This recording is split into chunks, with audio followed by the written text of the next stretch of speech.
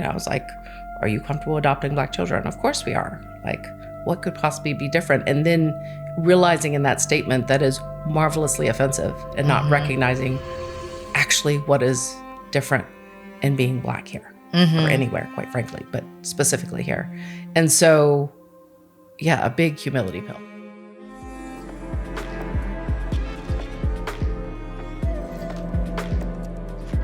Hello and welcome to Crown Conversations, a Good Hair Film podcast. I'm your host, Patty Rice, writer and producer of Good Hair. Today's conversation is one that the Black community has strong feelings about. Right now, tens of thousands of adopted and fostered Black children across the country are being raised in white households. Many people have expressed deep concerns about whether white parents can truly equip Black children with the cultural identity, self-worth, and even the basic hair care they need to thrive. And how many of us know that among the Black community, hair is culture, hair is identity? My guest today sits at the center of this hot button topic. She is COO of a public benefit company that staffs medical professionals in underserved tribal and rural communities.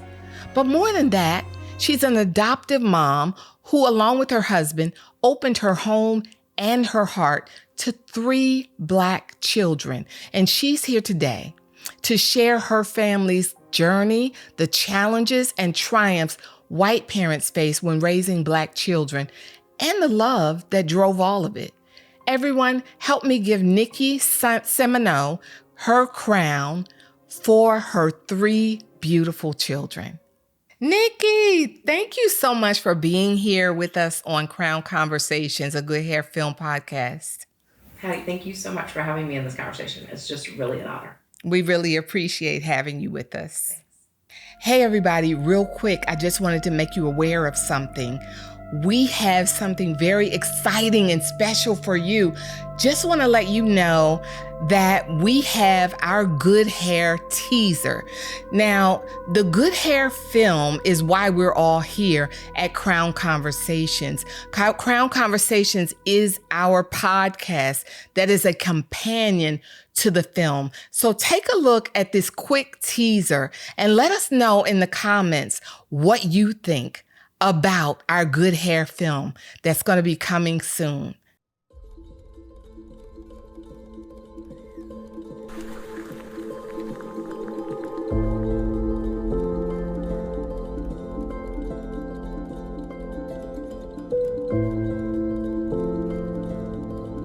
I was homeschooled my whole life. I had my formulas, my experiments, my innovations, and my bestie, Marcus. I didn't need anything else. Harper! Sweetheart, you are not going to believe this. Mom, no.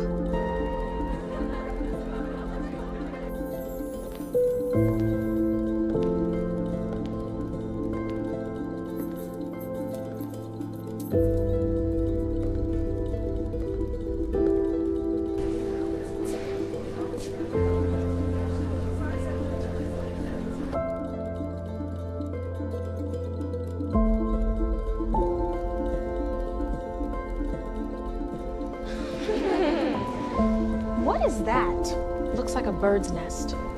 Did she even try?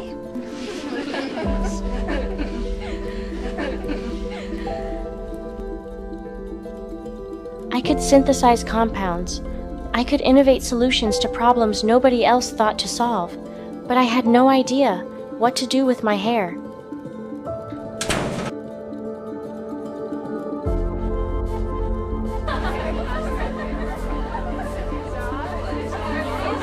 Those who can, get the guy.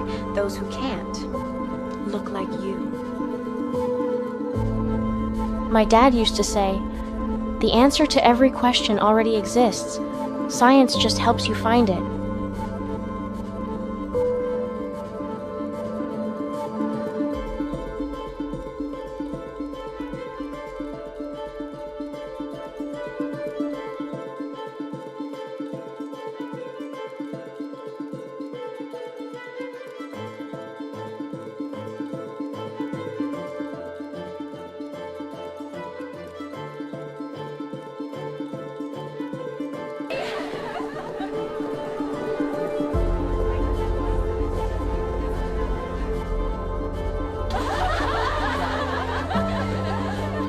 I changed the molecular structure of my hair.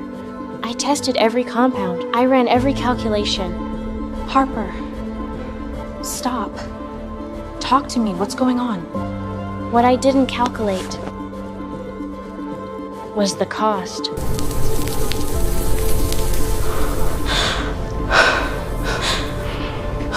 What's happening to me? Harper, somebody help! Help!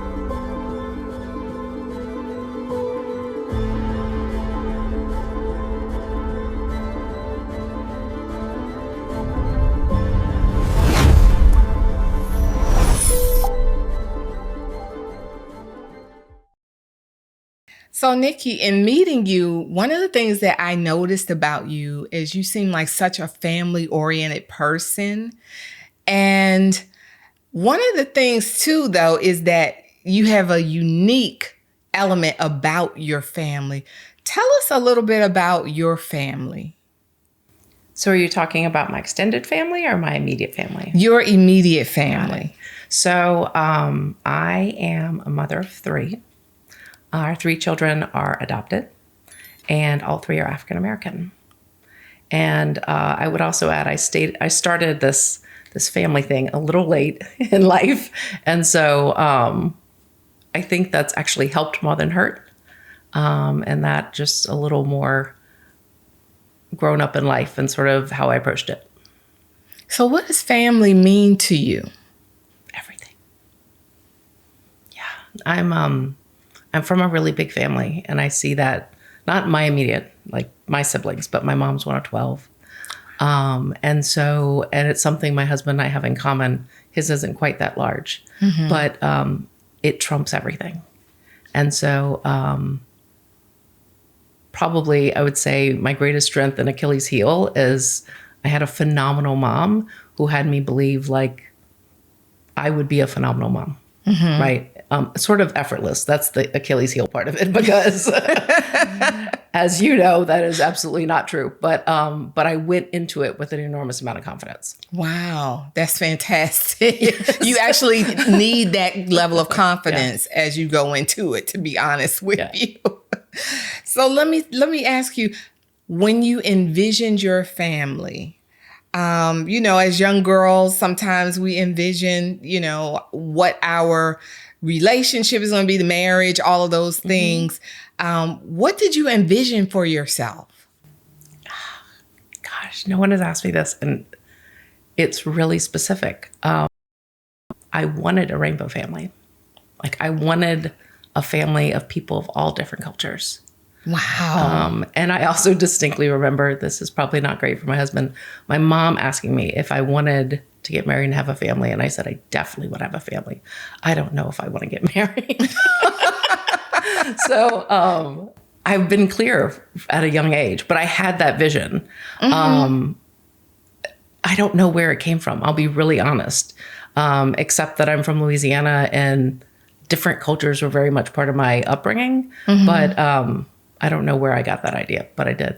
Wow. Yeah. So you had always wanted to adopt children of other races. Yeah. That's amazing, because that's not the norm. That's not what people would usually anticipate. I know even for my own, thoughts, I always wanted 2 daughters, and I was always of this mindset of, my husband and I, even in talking, and we were very young, we were like, we want 2 daughters. Oh, wow. And I never thought of, I actually did think about adopting as well, with, thinking about a second child. That was something I really considered, but, and we ended up not doing that. But it was always going to be, everyone of the same race. Right. That's amazing. And I was the youngest, so I begged my parents to adopt. I wanted a younger sibling. So the concept of adoption lived early. I didn't understand it at all, right? Like, but that idea was on the table. It wasn't like not, yeah. So when you got to that point and you said you started a little later in life and you met your husband, what was that conversation? Was he on the same page, or what was that?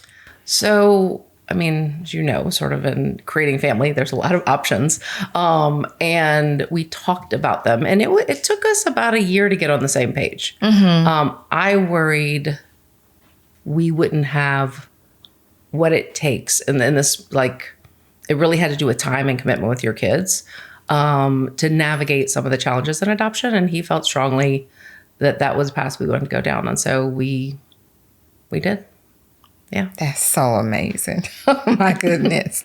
Yeah. I mean, it sounds a lot more that you had a lot more grace with your husband and, the two of you coming to, because that's not the norm, just that had to be God's desire in you, because that is definitely not the norm that, just from early ages saying, oh, yeah, I want to adopt. I want a rainbow family. Yeah. I mean, marching to the beat of a different drummer, for sure. We do. So that is accurate. Yeah. So for you to have a partner in life, a husband who gets on that same page with you and is like, oh, yes, this is what we're going to do. That's amazing to me. So take me to when you guys start telling people this vision of what you're thinking about doing. So very explicitly, we made the decision and connected with an agency right before Christmas. Mm-hmm. And so in that Christmas, we're going to see both of our families. So I'll say in our immediate family, it was something we were super comfortable sharing early. Okay. I had a lot of apprehensions about sharing with broader family, just because I knew the path to adoption is like really unpredictable, right? Very tricky. Like it can go fast, it can go slow, it can look like a million things. And so kind of purposely didn't share beyond that at the beginning. And what but a was lot the of support family? in our immediate family. You got a lot of support? Yeah. Amazing. Yeah, no, we're lucky. Okay, yeah. I mean, that is really, I love hearing that because that was one of the things I really wondered. I was like, well, yeah, this is a little different, a little bit of a different story than what other people would share. But, sometimes family, sometimes they can be supportive, but sometimes they can be like, okay, what are you thinking? Are you, like, have you really thought about this and thought about the challenges involved and things like that? I mean, it would have been helpful possibly, but I don't think they knew those things either. Right. So, so it really just looked like support at the beginning. Yeah. That's great. Yeah. Okay.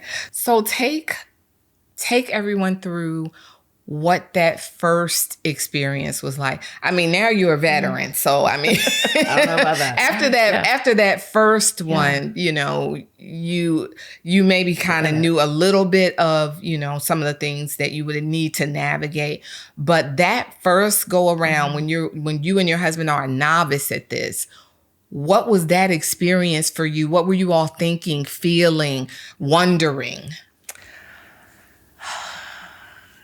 I mean, one, you're completely unaware kind of when you'll know what you know. So, on a random Wednesday, someone calls you and says, there's a prospective parent looking to place their child for adoption.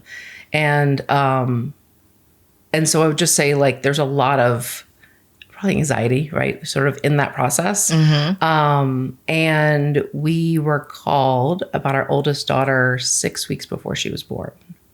So the other thing is, I'll say in adoption, your waiting can either be years or it can be really fast. And in almost every case with us was very fast. Okay. And so you go from like life looked normal to we're going to have a child here soon. And so that was pretty quick.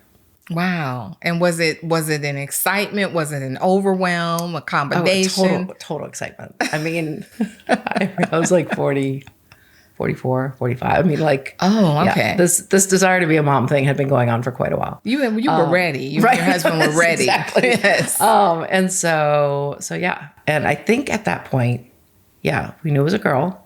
We knew she was African-American. We were absolutely naive to any of those challenges. and hence thrilled, right? I mean, like it didn't occur like there's something different we need to know. Simply really excited. So good. Now, at what point did you all kind of figure that out that, okay, loving this child means there's some education we need to have on our end? Because of course, you're joining in someone of a different culture, different background, different experiences, that as she grew, a different awareness was going to come about. So at what moment did you and your husband kind of understand, wait a minute, we need to educate ourselves? Honestly, I think it was, I don't think it was before we brought her home, but it was pretty immediate after, in the sense that everything can change like at birth, right? So there's a sense of holding back your, I don't want to say excitement or emotions, but like you just kind of, you don't know. And if a mother changes her mind and is able to parent, you want that, right? So you just kind of hold back beforehand. But pretty much after, I mean, I signed up for so many transracial adoption groups online, Facebook. I've never had conversations with people I don't know, and it's now like my entirety of social media. And so really getting perspectives there. And so that happened quickly. And less specific to hair conversation and much more, what does it look like to have a transracial family? Adoptive or otherwise, but specifically adoptive. And seeking advice in that space. Okay. And tell me a little bit about that, because I guess I had never thought about those groups existing, which it makes total sense that they would, because, you know, you should have that community around you and, you know, that support system and village around you. But what was that like getting on there? What kinds of information are they sharing on there? And how was it helpful to you? Yeah. It literally was my everything. I'm not going to lie. I would say there's a whole group of adult transracial adoptees. So you quickly hear from them everything their parents did wrong. So that's super helpful. And then there's obviously a ton about hair care. Okay. And then one group in particular, Culturally Fluent Families, is a group of Black women who literally have made it their mission to educate white parents of Black kids so that those kids have strong racial identity and pride and connection. And that became kind of my guidepost through this. And the first thing, I mean, I went on there, right? Like we brought our daughter home. What piece of advice do you have for me? And the first piece of advice was, if you do not live in a community where she will have people who fill your gap, like you don't know what it's like to be Black in America. And you can't raise a child to know that. So you need to be somewhere where she's the majority and she has other people in your life who can fill in that gap. And that was, to this day, my husband and I talk about, like, we're going to do a million wrong things as parents. It was the smartest thing we did. And it took a couple years and our family built, right? But those were kind of the three types of places I went, but that group in particular became a guidepost. So now you're saying that they were saying surround her with a village that looks more like her. Yeah. Tell me specifically, what did you all do to make that happen? So it took a bit, right? My mom we had 2 more kids, right? And then we were living in Florida, and we were clear probably before that group that Florida was not where we were going to raise our kids, African-American or otherwise, but specifically Black kids in Florida. And so my mom passed. And so we're looking at moving by the time our oldest was in kindergarten. Yeah. And that accelerated that a little bit. And so we knew we wanted at that point, it was really prescriptive. I'm like a math geek. So I was like, I need a place that's 30 to 50% African-American, good schools. We have a support system because having lost at that point, both my parents, because it happened pretty quickly, we need a support system. So where are those places? And we literally like listed them out.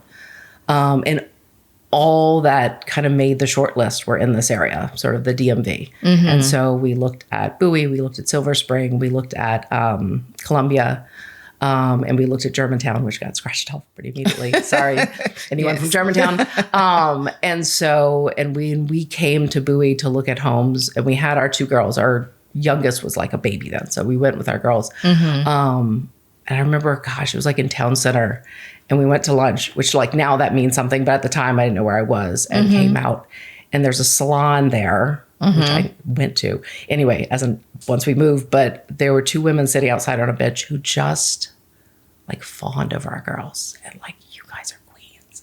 And my husband and I got in the car and we were bawling. And we're just like, we have to live here. I love that story, Niki. It was, it's so, it was so clear. It was so clear. And to this day, it is, there's like a short list of about 3 things around being adoptive parents that we think are the most important things we've done. And that's up there. Yeah, but for you all to pull up stakes from Florida and come to Maryland because you've prioritized these children that you're investing in. That's incredible. And it is something that speaks to the level of parenting that you all are doing. It's so beautiful. I think parents do it in a lot of different ways all the time, but it was just a really clear decision we needed to make. And I love Bowie so much. It's awesome. That's so good. I love that. And then for them to be able, your girls to be able to have, they have faces that look like they look like when they look in the mirror. Totally. That's so important to have, because a lot of times in media, I know, especially when I was growing up, it was not, it was not a lot of faces that looked like mine. And so I remember when the Cosby Show was released, I was just like, oh my God, there I am, and it just made such a huge difference to my upbringing and the impact that it had on my life, being able to see that in real time. But yeah, so I know that's doing a lot for your girls.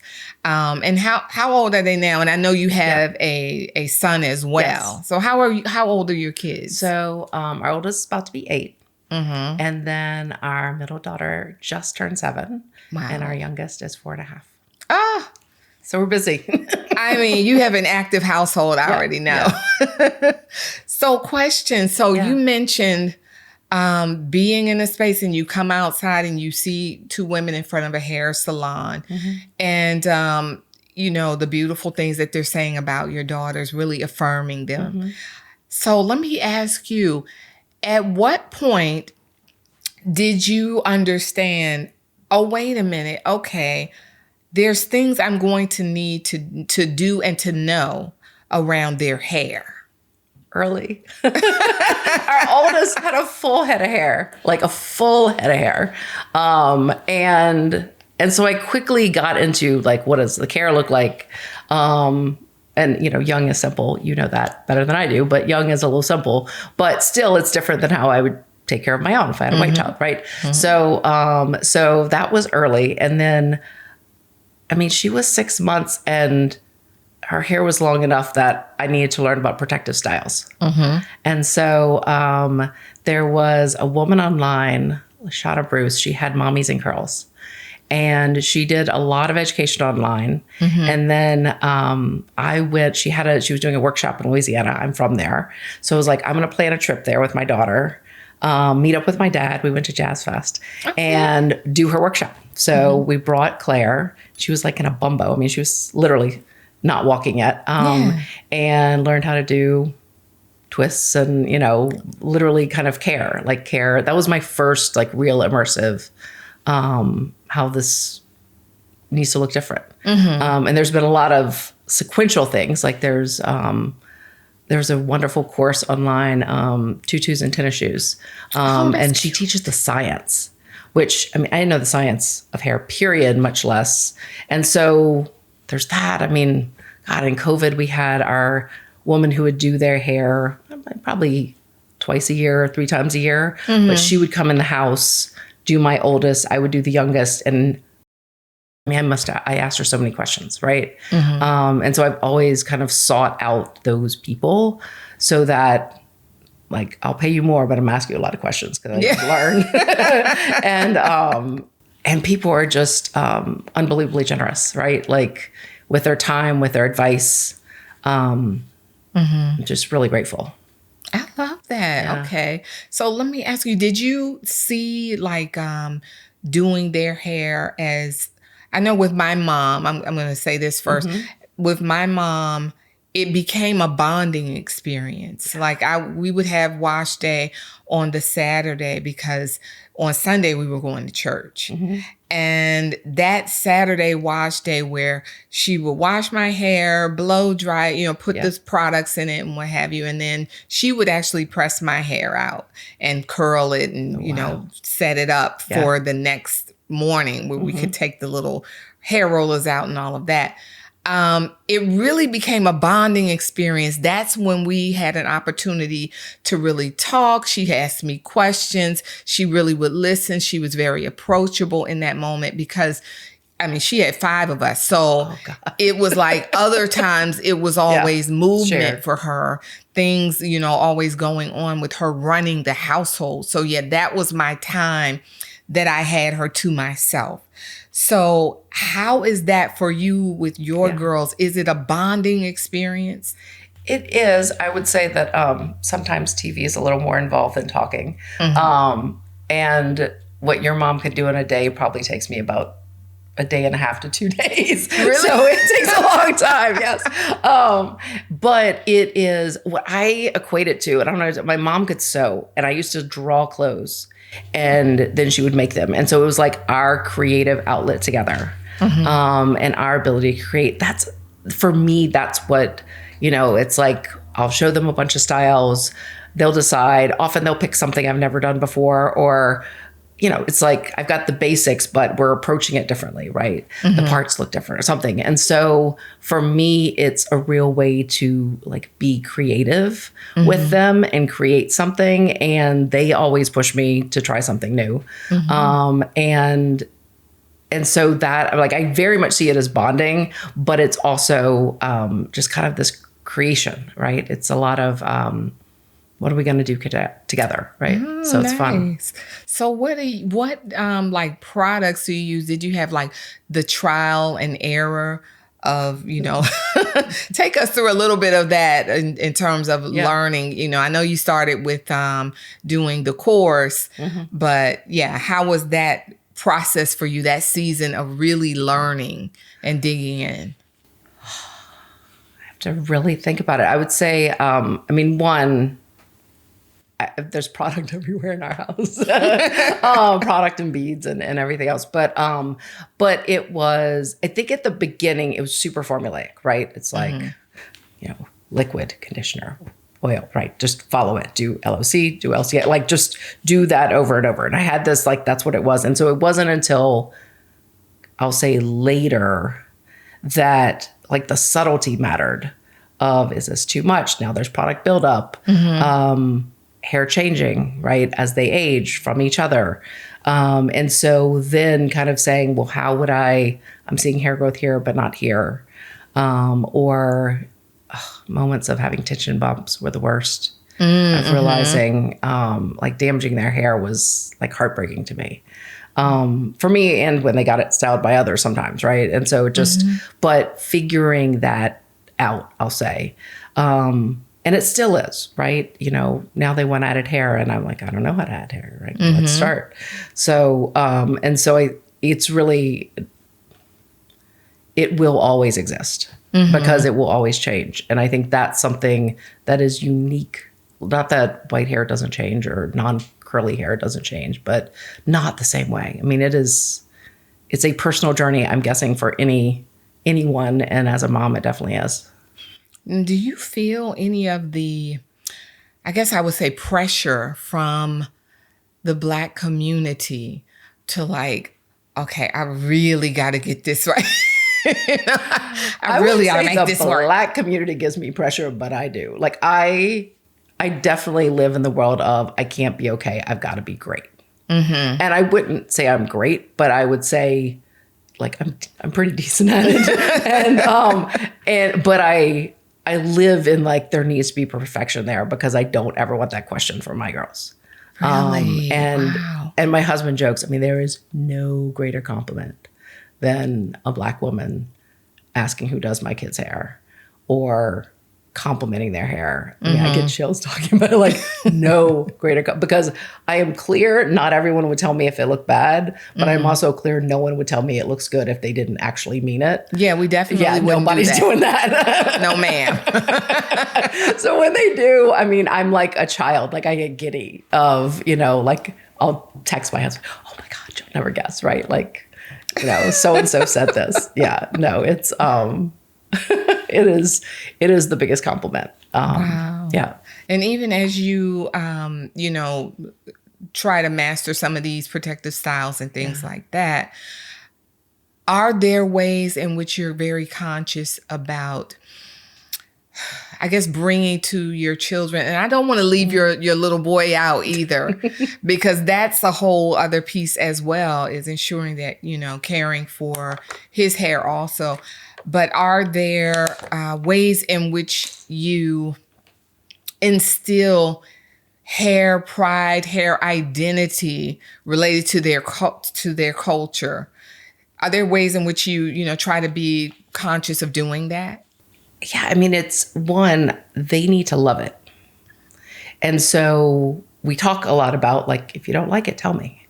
We'll redo it. Mm-hmm. I'm not sure they're really up for me redoing it, but I mean, but really like it's like you should feel absolutely stunning when your hair's done. And so it's a lot of checking in with them about it's something they like, but like they feel special about it. Mm-hmm. So those moments in them are like when I know they feel that way. I laugh. Our second daughter, she's always looking in the mirror. And so like when I catch her, right, like checking herself out. But it's a lot of that kind of thing of sort of, do you kind of feel special, look special? Now, how do you attach that or connect that to culture? Because, that is, of course, a very individual experience of looking in the mirror, feeling proud about how you look when you show up. Mm-hmm. But in terms of like connecting it to Black culture and the hair pride that, that I'm hoping, are instilled in young people of color. How do you connect that? Are there books that you may have read them, things like that? Yeah. Oh, we have a lot of books. Mm-hmm. But I'll say, and it's really interesting, I was thinking about this coming to chat with you today, is when I was young, they were young, rather. I guess I was a little younger. But there were books about hair. Mm-hmm. And like the Black child would be talking about, like, I hate my hair. And I would skip those parts. Mm-hmm.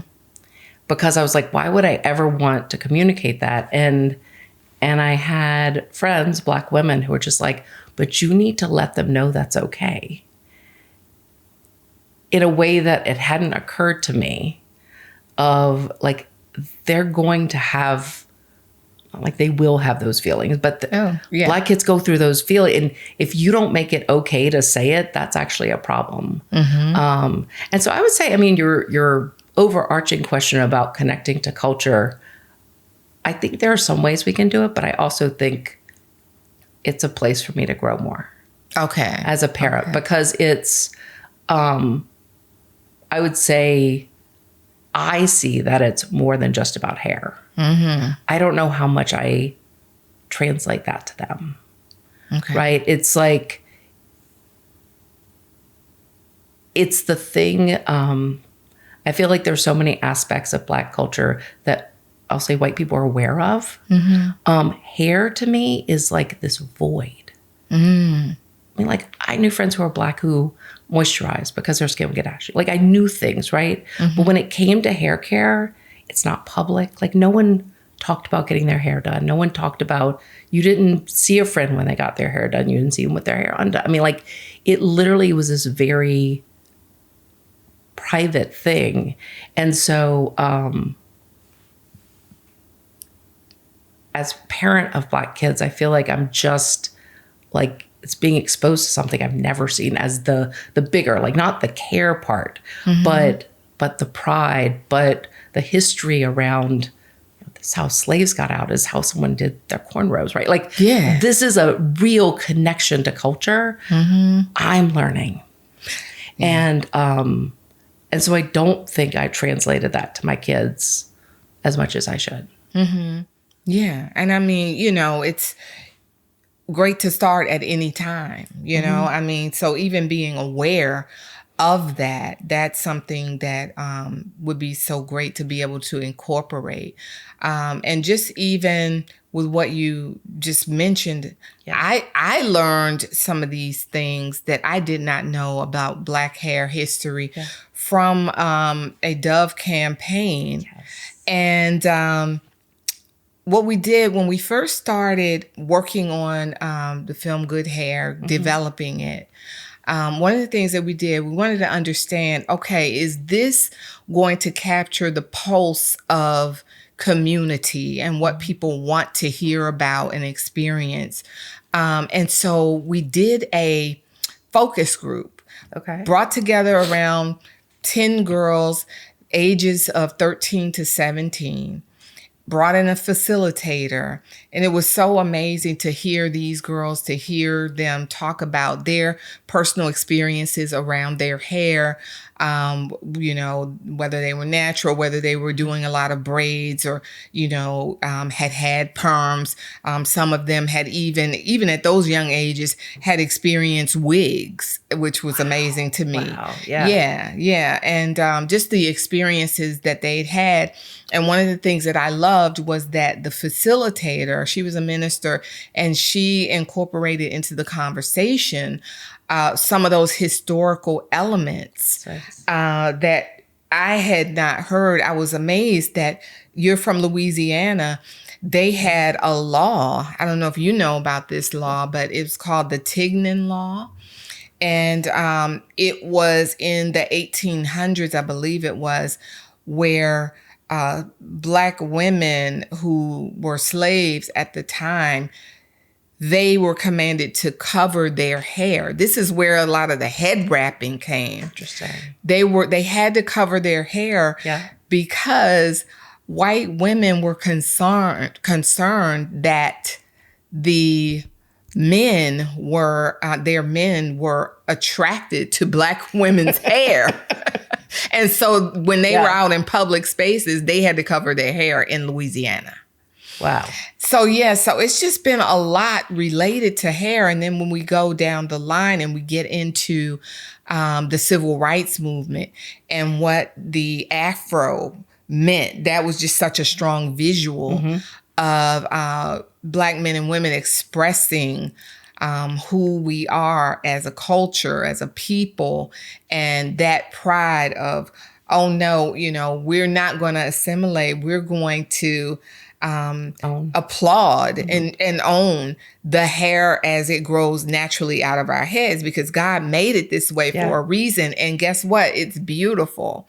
And so seeing those expressions, I think it's so wonderful when our kids can have access to that level of knowledge of the history of the hair and how it has transformed our consciousness of our Blackness. And this, oh no, you know, you don't have to conform to what's being put out here as the standard of beauty.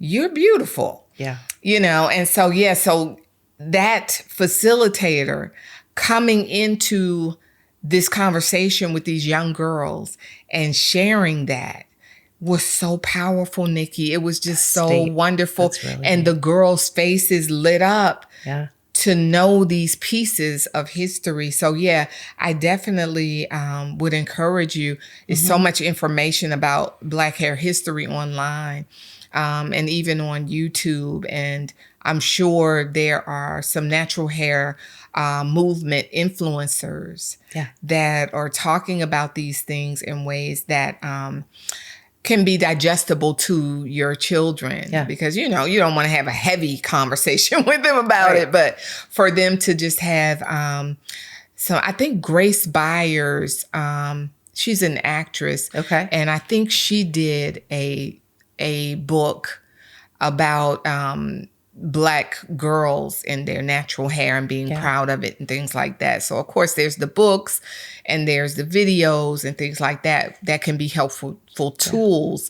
And I encourage other parents in your community who are having this same, I wouldn't call it a challenge, but it's a learning curve.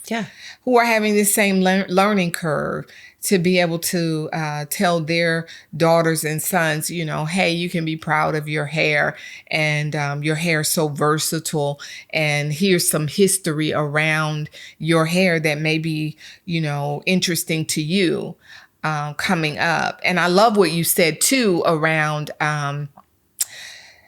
where you were skipping over in the book the negative things. Because it is true that they need to be aware of that as well. Because I was telling a story about my nephew who recently went on an interview, and he was told he has these twists. And he was told, he's a college kid. He's making great grades in school, very mannerable, well brought up, and all of the things. But he was told, oh, well, if you style your hair differently, we'll hire you. And he had to do that. He had to style his hair differently, and then they did hire him.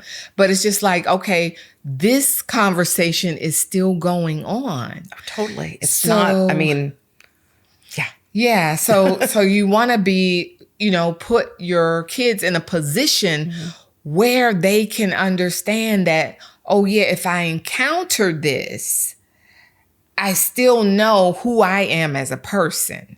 It's not labeling me as less than. And it'll be great for navigating, because we just started I wish I had long straight hair with one of my daughters. And I was like, why? And, and it really was like, for me, the versatility in Black hair is like, it blows my mind. Anything is possible. But it'll be a conversation to manage. And I think from what you're saying, and like having, doesn't mean she won't still have that opinion, right? But when it's a source of pride, it occurs differently. Right? Like, it's not someone fought to wear their hair like that, right? Like, someone fought to have someone be able to wear, however your hair looks naturally. And so you don't have to, but it means more than just hairstyle. Definitely. Wow. So did she share with you, like, was it social media? Was she seeing around her with the wigs and the weaves and all these things? What was the impact? Have you gotten to the bottom of that? So it started, did she say she wanted, I don't think it was her own skin. She said she wanted long straight hair. And I would say the one thing I now do a little better, I would want to fix it, right? And so instead of wanting to fix it, I just got curious. I was like, why? And so it was that, do you know this sparkly glitter tinsel? Do you know what I'm talking about? I do. She's like, because I want that. And I don't know any brown girls who have that. Only people with long straight hair who are white. And so one, it made me giggle inside to realize this isn't a broader skin color conversation. It's almost not even a broader hair conversation. This is I want to be able to do this thing that I can't do. And so we get her hair done. I don't do their hair for their birthday. They get to have a fancier style that is far outside of my abilities. And so I was like, I bet we could ask Miss Mimi. and see how we could do that, right? Like if that's the gap. So in the moment, that's where it came from. But I'm sure over time that's going to morph a bit. But it actually was quite simple. But she wanted to be able to do something else. Okay. And so did you, now were you able to have a solution around that or? Yeah, I literally was like, well, let's go see if you can have that. I mean, there's no reason you can't have that in your hair, even though your hair is curly and not super long. It's longish, but, and so we'll see. We're not there. Like we haven't, it's upcoming for her party. So, but we'll see if we can solve it. But again, I'm sure that's not the last conversation. And that one ended up being pretty surfacey. And I'm sure there will be deeper conversations about it. And does she like, do any of your kids have an awareness of you and your husband's hair and, you know, the difference there? And I know when I was a little girl, even when I was even when I was like 18, 19, I would play in my mom's hair. I loved running my fingers through it. I loved brushing it and things like that. Yeah. So this is the irony of like your kids saying you're hurting my head. I have a super sensitive head. And my middle daughter, who I suppose she feels like a theme in all hair conversations in our family, but she loves doing hair. So she has a mannequin, she does braids, she does twists. Wow. And so she will want to do my hair, right? So she'll brush it and braid it and twist it. And like, not just mine, like other kind of anyone who will let her do their hair, she would do it. And it's funny because then I'm the one like, oh, ow, oh, like, you know, I'm the one who's complaining. And so anyway, but she definitely does. And she definitely has awareness of like, it feels soft. And my hair, I mean, I'm in this bun for 99% of my life since I've become a mom. So it's not down often. And so it's also kind of a thing when it's down because it's, you know, super long. And so, yes, she will absolutely play and do my hair, but she's the only one. But she's good at it. Like she's now doing plaits and stuff. So it's fun. Wow. Okay. I know. Yeah. No, she's maybe a future stylist. I'm not sure. I was about to say she will. I always tell her she's going to be my help soon. She'll help me take styles out of her sister's hair. So she's getting there. So I just had a conversation, actually earlier today, I had a conversation with a gentleman and he was telling me about his daughter. He's a Caucasian guy and he was telling me that his daughter went to a camp when she was a little girl and she was the only white kid at the camp. And she came home and she was upset that she didn't have hair like the little black girls there. And she was just like, why is my hair like this? And, you know, she's got blonde, long hair. And it was just like, I'm hearing this story and I'm like, wait a minute, but this is the beauty standard that we're all, you know, being taught. And one of the things he said to me that I absolutely loved was that it made him, he's seeing his daughter crying. It made him kind of rise up as a dad. And he was like, Patty, I knew in that moment I needed to affirm my daughter. And so he told her, you're beautiful. God made you exactly as he wanted you to be. You need to just be confident in how God made your hair and love it. Because I love it. And he was just saying things like that. And I was just like, wow, that is amazing. I love that you did that as a father. So let me ask you, how does your husband, like what role does he play in affirming your children? I'll tell you the most recent and I think quite adorable story with my son. So we take turns, like one of us puts the girls to sleep and the other one puts my son to sleep. And we'll switch. So when he puts my son to sleep, apparently he says, you're smart and you're handsome and you're super kind and you're going to change the world one day. And apparently about a month ago, my son said, don't say that part at the end. And he's like, does it feel kind of big, like heavy? You know, like that's a big thing to have to do. And my son's 4.5. So he's like, yeah. So fast forward to literally this week. And so my husband said, it had been a bit like, so he kind of stopped saying the whole thing. And he was like, you're smart and you're handsome and you're super kind. And my son said, and I'm going to change the world one day. And so my husband tells me this story. And so then it's my turn to put him to sleep. So of course now I'm like, I've done something different to put him to sleep. So I told him, I said, you're smart, you're handsome. And he's like, and I'm going to change the world someday. So my husband does, that is very much who he is. Wow. And I'll say that's like in words and practicalness. So he doesn't, I'll say, participate in the hair care component other than like he's a little bit of a line order chef while I'm doing hair for a day. But he, through the same tutus and tennis shoes that does the science, learned about skincare. And he now does fresh batches of body butter. And he's in charge of body butter. Like he maintains the supply in the household and adjusts it for winter or summer. Anyway, so that's kind of his place to love on him and create with him. So I don't think I'm impressed. He doesn't get it. Yeah, no, I'm impressed. I am. And I just, it's very sweet. So he's very much part of I'll say the affirming and then also the caring. I love that. Yeah. Oh my God. Especially thinking about your son being the one to say that he's going to change the world, because that personal confession from him, that's powerful and empowering. Yeah. And it takes something to create it, right? Like it doesn't just happen. Right. A lot of repetition.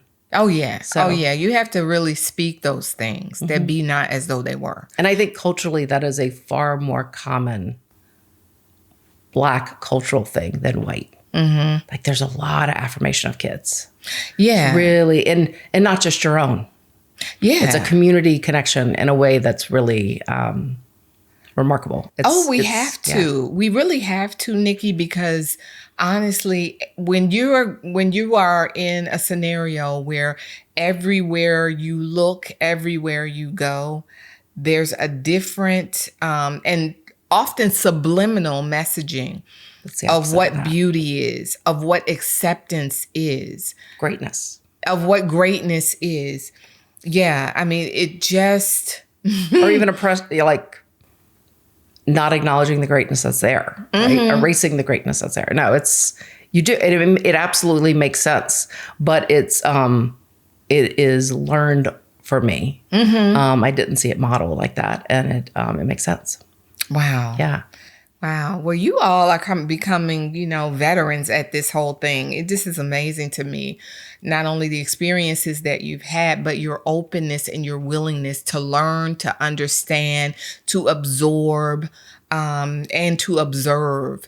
Because some people go into a scenario thinking, oh, well, intellectually, I know it should be this way. But if you are going in with the whole mindset of, wait a minute, I'm teachable and I'm open to learning and hearing from people that are doing this and they know what they're talking about. That's half the battle. No, I mean, and I'll say we started, I was like, are you comfortable adopting Black children? Of course we are. Like, what could possibly be different? And then realizing in that statement that is marvelously offensive and not recognizing actually what is different in being Black here or anywhere, quite frankly, but specifically here. And so, yeah, a big humility pill. I mean, just like a big one. I feel really lucky that I've got a partner who's sort of in the same camp. Like everything in this conversation, we are really aligned on. And I mean, look, you couldn't do it without, and I'll say the Black community, specifically Black women. Like it's not their job to make me a better parent. And man, they take it on like it is. Oh, it's so important to us for children to have this holistic approach, this well-rounded, it's this well-rounded, sense of self, I should say. We do take it on as a responsibility. It's everywhere. I mean, which brings me back to the beginning of, if you move to places where you're always in Black spaces, you benefit from that all the time. So yeah. What's the one thing? Okay, there are parents, I'm sure, out here. I follow one online, this white couple who they have adopted Black children, and oh man, it's just been so amazing watching their journey.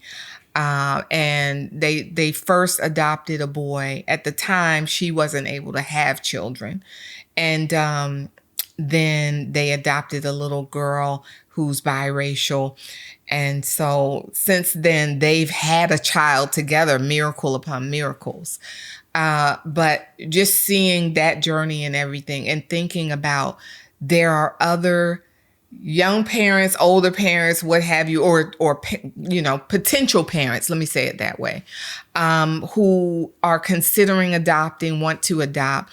What would you say to them right now as one of the biggest preparation tools that they need to know if they're considering adopting Black children? You are not the best solution for this child. Like, you're not. Like, a Black parent, another family member would be. And just kind of like, because no one told me that before we adopted, right? I went into it thinking I had a great role model. All I have to do is be my mom, which are big shoes to fill regardless. But like, you're not. And so you have to make life decisions that adjust for that. And or maybe the decision not to adopt a Black child and push that a Black family does. Because we haven't tapped into this, but the adoption industry is wrought with systemic racism, like all over the place, right? So just the conception that this child is better off with a white family lives in that space. And so it reinforces that in white parents in a way that is really detrimental. And the other thing is, if you go down that path, you have to anchor yourself in being child-centered and not you-centered. Wow. I mean, which is all parenting, but it's really the case. It's critical. Yeah. Yeah, it is. What are your thoughts? And this is something I'm just curious around. Yeah. What are your thoughts around if those roles were reversed and it was a Black family that brought a white child into their dynamic? So I think it's different, right? Because Black people live in predominantly white spaces all the time, right? Like, our culture has whiteness all over the place. And so it is rare that someone who is Black doesn't have some sense of what that is, right? It's pretty common for a white person not to have a sense of what Black spaces are like and what Black culture is like really. So I don't think the gap's as big at all. And I'm on a personal belief. I mean, I think diversity is air for everyone. And so it doesn't, like, I don't generally think that's a bad thing. There's going to be gaps, but again, you're talking about culturally, I don't think there are gaps. They're all over the place. So it doesn't occur as big of a challenge. I'm sure it is a challenge, but not as big. I mean, I see it. It's funny. I have a sister who's special needs, and she's in a home where most of the caretakers are Black. And so they do to her hair what they do their own hair. And so I literally had to be like, no, she doesn't need oil every day. Like, don't do that to her. Like, it's super thin and white and straight. So like, there are little things, but that's small. Like, it's not the bigger cultural piece at all. So, yeah. Okay. And, well, I guess we've kind of covered a lot of like weighty topics around this and things like that. And I do want to ask one more weighty question before we switch gears a little bit and talk about something fun. But what would you say to the Black community? Because there is this sense of, there's this mentality of, oh gosh, here comes the white savior. Here they go again, thinking that they can swoop in, take our children and give them better than we can. What do you say to them, that those people that feel that way?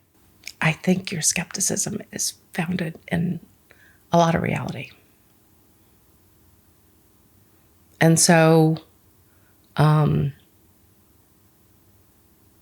if I've got to prove to someone that we're different, or maybe we're not, right? They point to places where if they're close enough friend, I sure hope they would call it out, right? But there's a ton of white saviorism in adoption. Even in interracial couples, you'll see a white parent think they can do better than. And so I hope and pray we're an exception to that. And I think there are examples of that. But I mean, I need the Black community to be a good parent to my kids. Not that they be a good parent. I need them to be able to be a good parent to my kids. And so I'm grateful. I'm humbled. But I wouldn't critique their skepticism, because I think that it exists a lot. So it's, hopefully they can see when it doesn't. But I think that they're right to be critical. Wow. Yeah. Thank you for your humility, in answering that question. I appreciate that. Now I want to talk about something a little fun. Yes. Recently, you and I were talking, and when we were trying to figure out when we could sit down and have this conversation, I threw out a date to you, and you were like, "Oh no, that's wash day. I can't do that." So take us through wash day. Take us through that day of experience, or day and a half. I was about to say it's hair weekend. Hair weekend. Take us through hair weekend. So, and tell us about what that's like. So Friday night's movie night in our house. So on hair weekends, we take Styles out on Friday night. And then I'm still super, I'll just say, afraid of doing damage to my girl's hair. So I generally, when I wash it on Saturday, I don't blow dry it. I'll put it in kind of big twists and let it air dry. I'll do it a few times, but I haven't done it a ton. Like now, if I'm adding hair, I'm like, oh, this is actually going to be somewhat required. So I'm going to have to get over my fears. But, and so Saturday is a wash and prep day. Which normally is the same weekend that my son gets his hair cut. My husband cuts his hair. He just went to the barber to get lined up for the first time. Okay. He's very, very happy about that. And then Sunday is style. And it's not all day, but it's almost all day between like kids getting up and needing breaks and that sort of thing. And so we generally don't have TV on much. So it's there. The indulgence for them is they can have the TV on while we're styling, because it takes me, I'm not fast at all. I hope and pray that happens in my future, but I'm not now. But no, that's so we'll do that all day. And so we'll pick them out, and I'll normally get new pictures or something. And that's our weekend. So I have no idea. I don't tend to be good at simple styles because I don't blow dry. So like ponytails or buns or just like a few twists. And so everything I do has a million small twists or braids. Okay. And so it's super time consuming, but then it stays for a while. So, but yeah, it's just, I sit down all day. That's why I said my husband becomes this like line or cook, and he gets whatever they need. Because I have the expectation he will do everything on that day except for hair. Right. So that's our routine. So hopefully I get faster so that they actually can do something else on those weekends. Because we do a little bit on Saturday, but not much. But not very much. No, not much at all. So that experience, what you just described to me, has going through that experience given you this sense of hair privilege in terms of how much easier it might be to manage your own hair? Be honest, no. Like it's never occurred to me as privilege. You asking it, I can totally see that. But mostly it occurs as hair privilege like, I don't have a world of people having expectations about my hair. I just do my hair. Yes. Right. And so I really don't consider others at all in anything about my hair and the privilege that is. And I think in doing their care, I mean, definitely when you think about the time it takes, right? Yeah. But I really, like, God, for me, their styles are like art. Like, it's the coolest thing. And so there's something about, and maybe it's because I've tried to build that in them. And so I've said it so many times. It's just like, my hair looks like this, a ponytail and down. Like, that's it. And like, we can create anything. I mean, I follow someone who literally creates art with hair. Yes. And it's just like, this is your canvas, you know, like create yourself however you want it to look. And so, I haven't, in asking that question, I'm sure I will think about it more. For sure. Okay. Yeah. Okay. Some good observations, though, in terms of like hair is art. I had a conversation with someone recently, and we were talking about that. I don't know if you know the singer Patti LaBelle, but we were talking about how she would, you know, show up with her hair, and in the forms that she showed up with it, I was just like, this is art. Yeah. Very cool stuff. Things that I wouldn't have ever thought of that you could do with hair. So so it's a very cool way to look at it.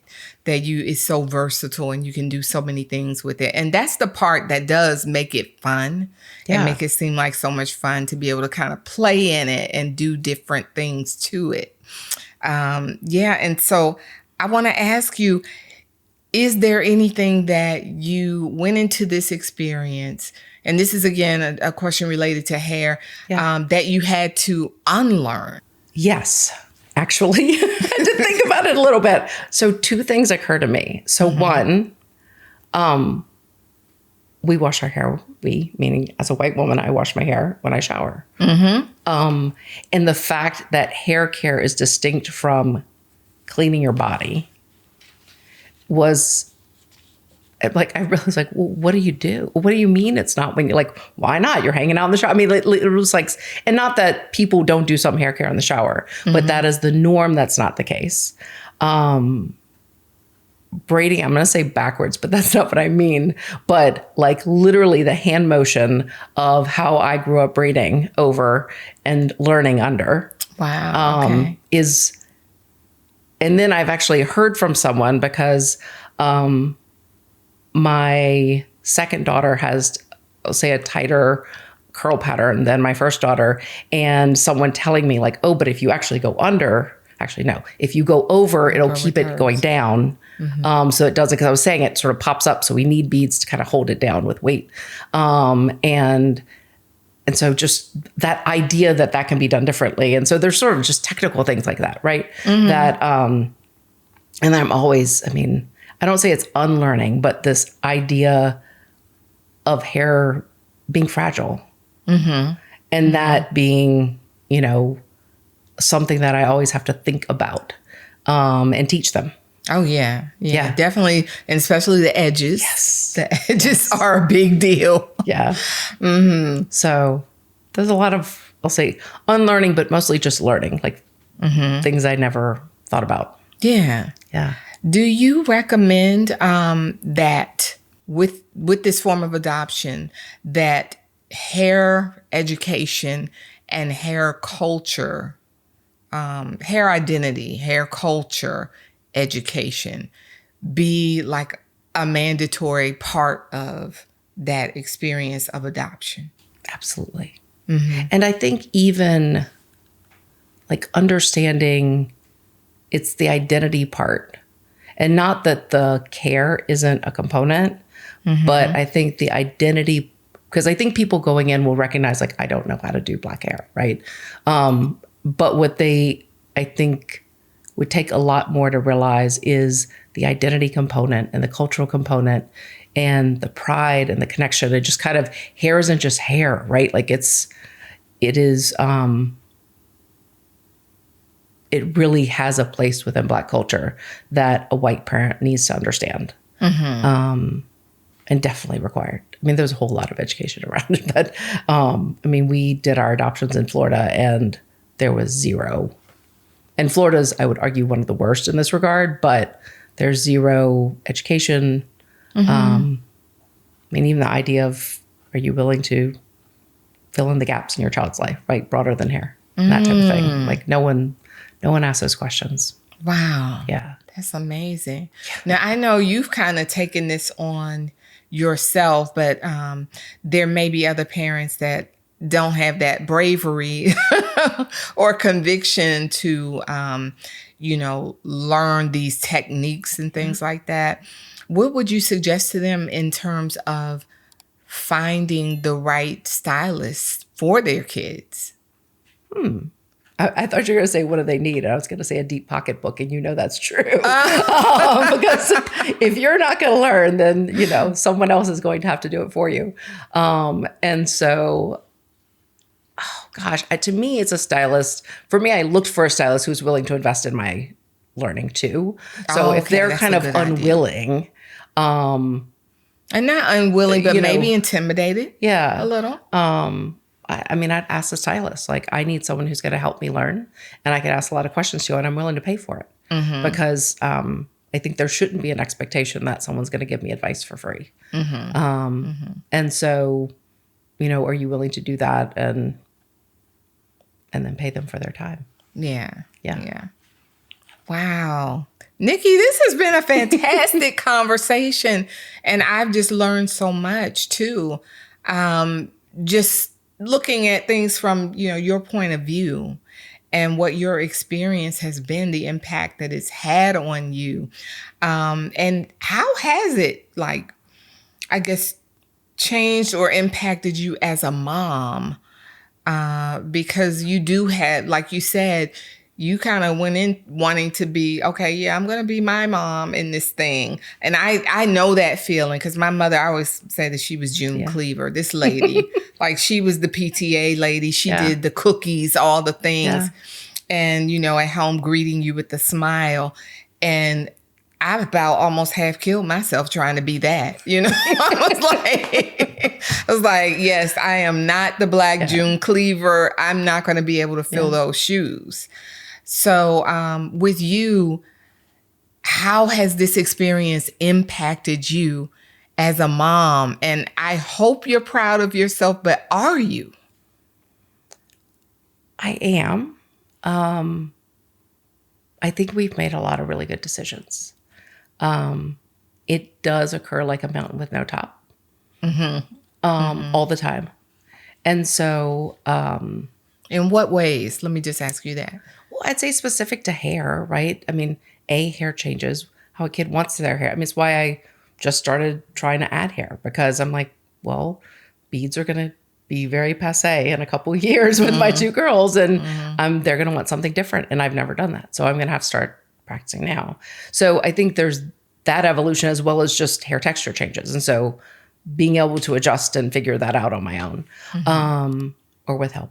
But I think it's that component, but also moving here felt like it solved a lot of things. And I think that we're entering, I'll call it like this middle school, not quite middle school, but right, like third, fourth, fifth, that. And this is more a broader race conversation than hair, but the beauty of being here is they have a ton of mirrors. They don't experience, I would say, racism to the extent that someone would in an all-white community, but they have to be equipped for that world too. Oh, yes. And so there's that mountain with no top, right? Like as kids grow up, there's just new challenges in the conversation that we have to teach ourselves because we've never seen it before. And so that's the mountain with no top for me a lot. And I hope and pray we maintain a level of humility and curiosity around it. I think we will, but it is very white to think It is. I mean, it's very Yeah. white to dominate spaces and conversations, right? Like it just is. And part of these groups on Facebook, I mean, all of that has been that education. And so in being here allows more practice, right? Because but to shut up. But not just shut up, but shut up and listen. Yeah. Open your ears. Yeah. And it's an unlearning. I'm not going to lie. Like it really is. And I've tripped along the way for sure. But the beauty of being here is you see how like, wow, that's how we show up. And so stop doing that. Yeah. And I love that you're saying it in that way, because sometimes I've met people who are instantly apologizing, and it's just like, oh no, the apology isn't as necessary as the correcting of what we're seeing. Yeah. So I love that, you're saying, hey, let's just listen, learn, and if we need to pivot, then we pivot. Yeah. Because it can be just that simple in some scenarios. It's interesting. Like I thought about this conversation, and you said you followed a couple who adopted, but I'm like super critical of people who use social media to build themselves up out of transracial adoptions. Like it's about them, not about their kids. And I thought about this, like I need this to be about Patty. She's doing something awesome. Tons of Black moms do their kids' hair. Right. Very like true. no one's applauding them and interviewing them about it. And so I appreciate it, and I'm flattered. And that's what I signed up for, Niki, you are such a princess. I thank you so much for being here. Thank you. Thank you for your humility and your kindness and your awareness. It's one of those things of, there's not a textbook for this that you can go to and just, look up the line about what you're going through. I mean, pretty much most of us prepare for the best like a Girl Scout or Boy Scout would. Yeah. And then as we encounter certain scenarios as they arise, we have to navigate them the best that we can. Yeah. And I'm just grateful for this conversation. I really hope that I hope that it will touch the Black community, number one, give them an understanding of your perspective, your experience, just the exposure, but then also communicate to other, the white community, communicate to them as well that, there is a need for your community to be able to absorb and become aware of what's really happening in this space, this adoption space. Yeah. And, seek out the answers. Yeah. So I appreciate you, and we appreciate you too, joining us on Crown Conversations, a Good Hair Film podcast. Thank you so much for watching.